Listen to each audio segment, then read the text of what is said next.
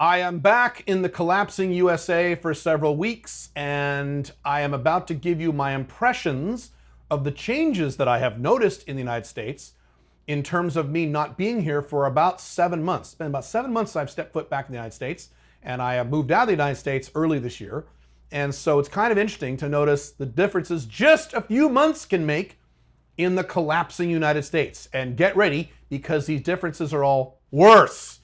I'm, of course, Caleb Jones. This is Sovereign CEO. I teach people just like you how to set up location-independent income through your own location-independent business and perhaps move out of your collapsing authoritarian bullshit Western country, or maybe just set up an international plan B and do all that without spending a lot of money. So I am back in the USA. This is actually a hotel room I'm using as an office.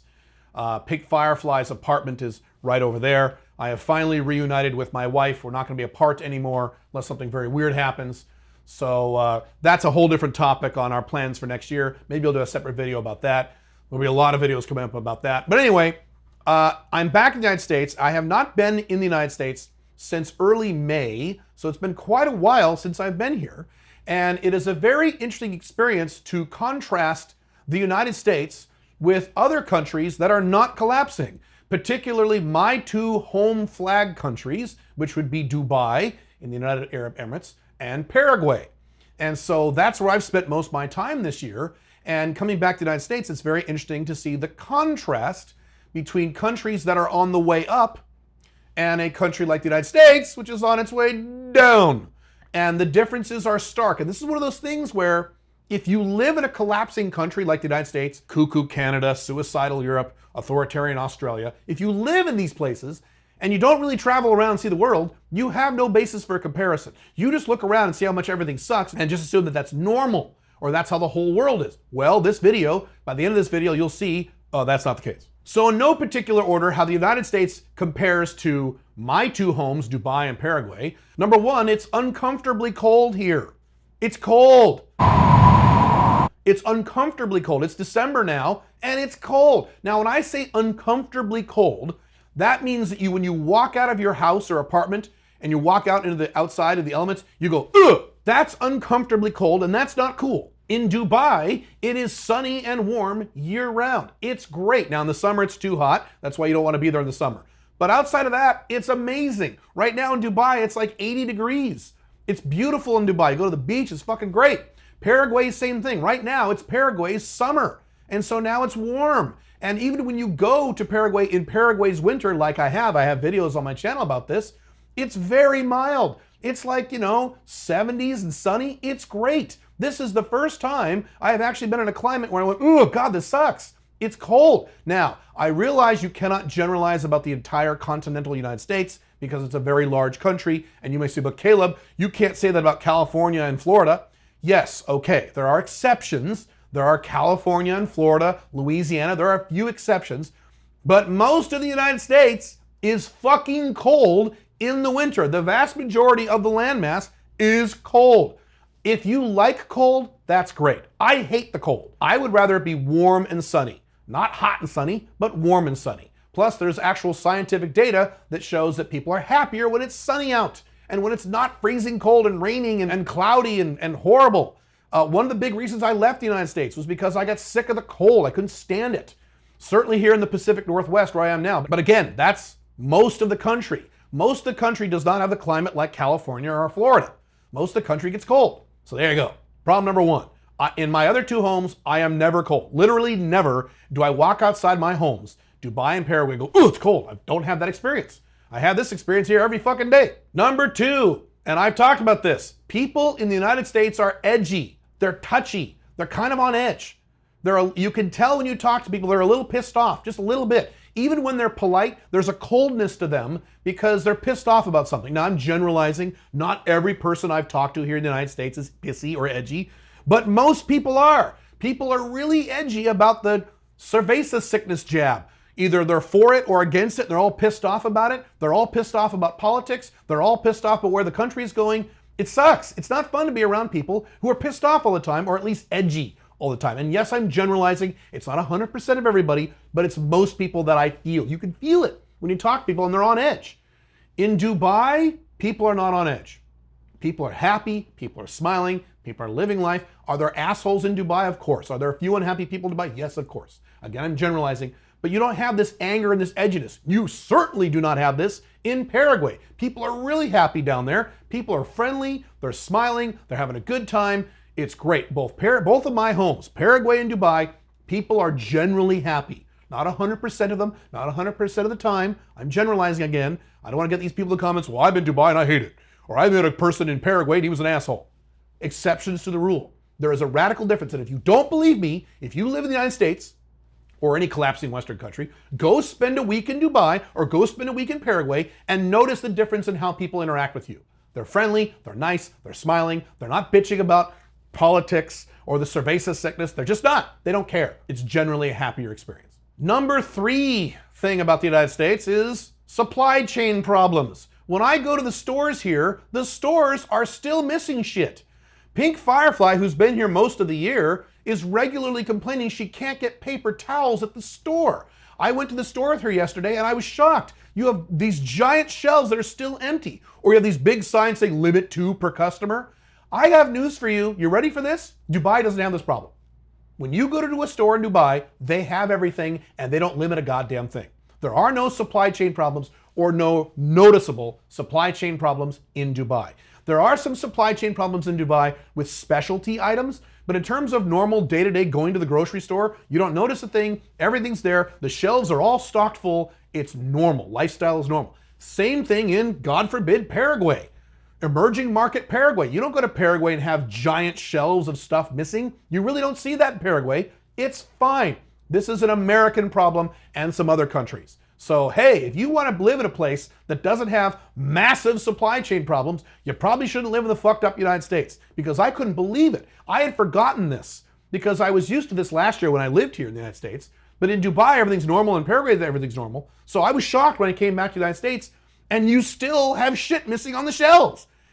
The supply chain problem is very complicated. It's a very complicated issue. We can talk about that maybe in another video. But the point is, my point to you is, where I live in my homes, Dubai and Paraguay, we don't have that problem, and you Americans do. Problem number 4 that I've noticed in the United States is the infrastructure for delivering things here sucks. It sucks. When you order Amazon Prime, it's not 2 days anymore, it's 4 or 5 days. When you order stuff on FedEx, UPS, it takes forever. It takes something that would normally take 5-6 business days, take 2 or 3 weeks now.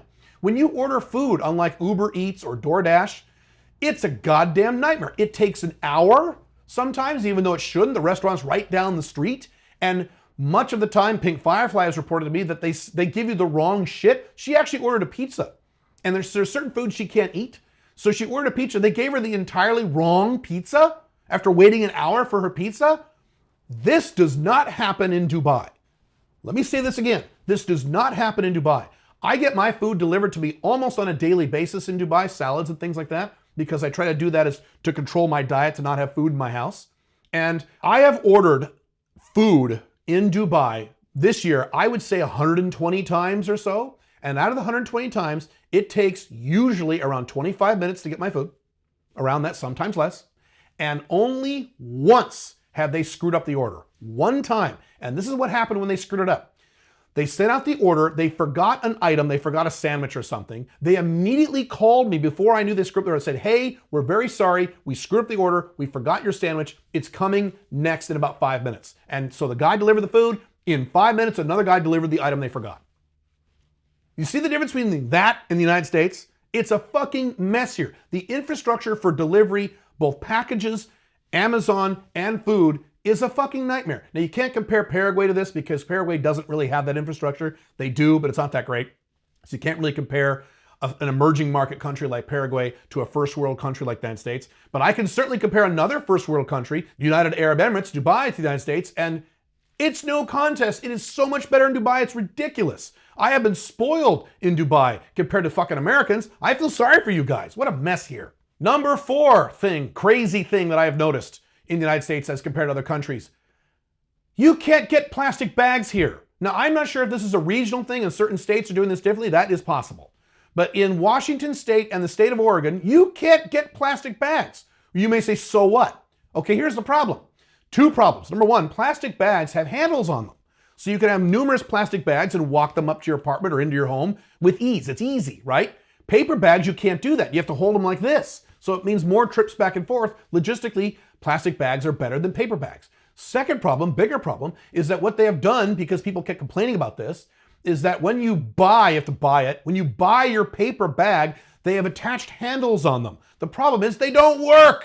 And so people are tearing their handles. Pink Firefly walked up the stairs with some paper bags she had. The handles tore off. All of her groceries fell on the concrete. She had to go back to the store and buy them again because these goddamn paper bags don't work. As a matter of fact, at the stores, they even say, oh, by the way, don't trust the handles. They'll tear. Oh, man. Oh, crap. Because you're not allowed to have plastic bags because the left-wingers have completely taken over the United States. In Paraguay and Dubai, you can get plastic bags. They don't give a shit. You can get any kind of bags you want. They don't freak out about them. It is based around what the customer wants, not what a bunch of psycho left-wingers want. You actually get bags in my homes, Paraguay and Dubai, that actually function and actually work. Whereas in America, you're just not allowed to have those anymore because America has become a left-wing authoritarian nightmare. Last thing I have noticed, and boy, I just encountered this last few days, people snap at you about wearing masks here in ways that other countries don't care. So let me be very specific about this. When I am in both Paraguay and Dubai, so first of all, in Dubai, you don't have to wear masks outside anymore. You don't have to wear masks outside anymore in Dubai. In most of the United States, you do.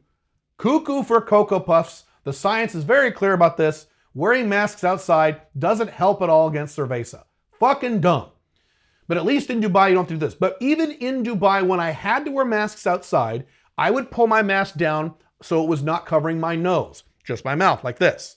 And not once in living in Dubai for 8, 9, 10 months now, has anyone ever given me any shit about that except for one person where I was at a very big, fancy grocery store and they had a policy about that. And they said, sir, could you lift your, okay, no problem. One time, and he was very polite about it, living there for almost a year, okay? Same thing in Paraguay. In Paraguay, when I walk around with my mask and I don't cover my nose, okay? Now, if you think I'm a horrible person, that's fine. Topic for another time. I'm just saying I don't do that. Not once in Paraguay has anyone snapped at me about this. They don't give a shit. As long as you're wearing a mask, they don't care. So now I've developed this habit of when I wear a mask, I uncover my nose. It's just a habit I have.